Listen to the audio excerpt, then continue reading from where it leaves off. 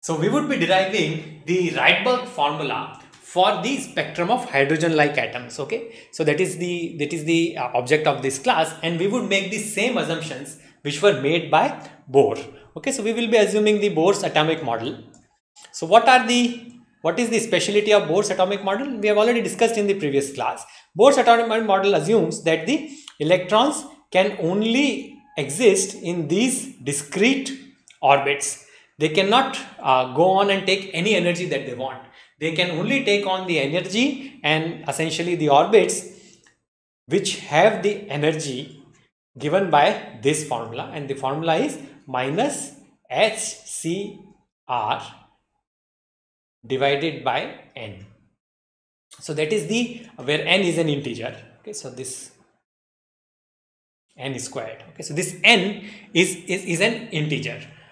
It can take on values 1, 2, 3, 4, and therefore the energy of a particular electron can also only take on these particular values. It cannot take on a value which corresponds to n equal to 1.5, for example.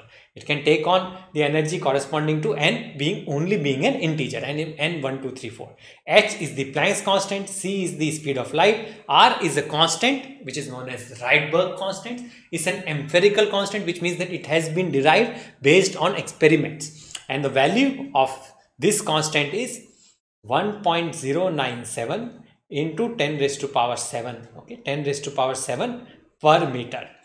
It can be simplified for the purposes of doing our numericals as 1.1 into 10 raised to power 7 per meter. That is the Rydberg constant. Now Bohr was not able to explain that why the energy is quantized to these values only. Bohr was also not able to explain the particular value of the Rydberg constant. It was just derived from experimentation.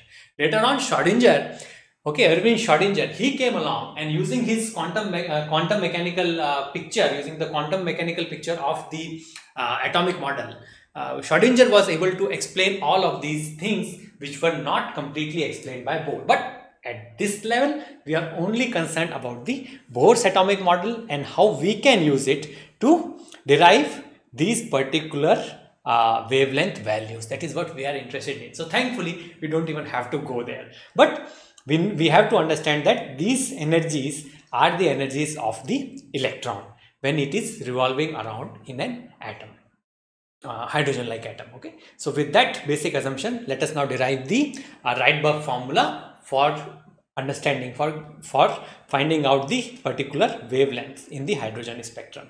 So let us say that the electron makes a jump from N2 to N1. So it is in higher level orbit N2 and it jumps to a lower level orbit N1. So that is what it is doing. So its energy would essentially change from HCr by N2 squared, and of course there is a negative sign here, to minus HCr divided by N1 squared. Okay, so that would be the net change in energy. That would be the change in energy. So let us just write this down. The net change in energy, or delta E, HC would actually just come out.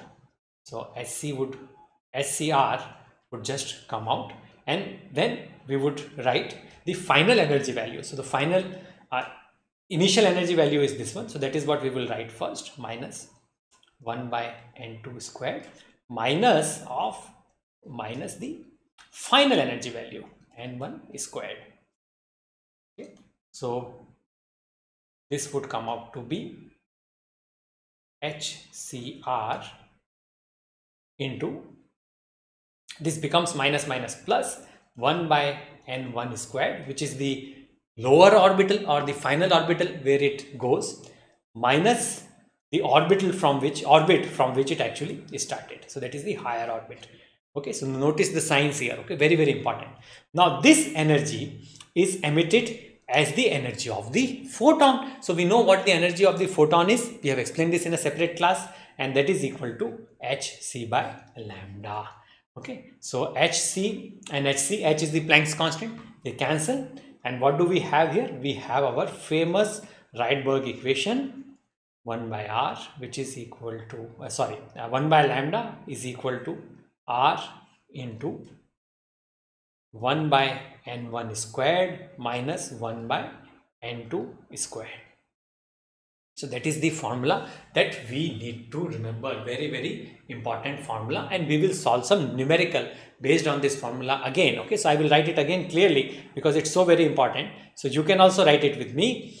Okay, and that will ensure that you remember it. R into 1 by n1 square. So that is the orbital to which the electron jumps. It's the lower orbital, minus 1 by n2 square. That is where the electron started. N2 is the initial, that is the higher orbital from which the electron jumps. Okay, so electron, for example, if it jumps from the, let us just take this slightly complicated example. So it jumps from our n equal to 4 to n equal to 2.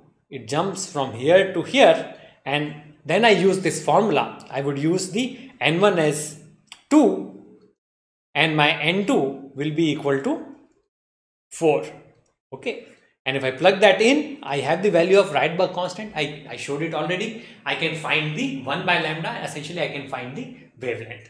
Okay, so very, very important concept. We will solve a numerical in the next class. So subscribe to this channel. Also practice numericals from DoorstepTutor.com. Very, very important. Okay, thank you.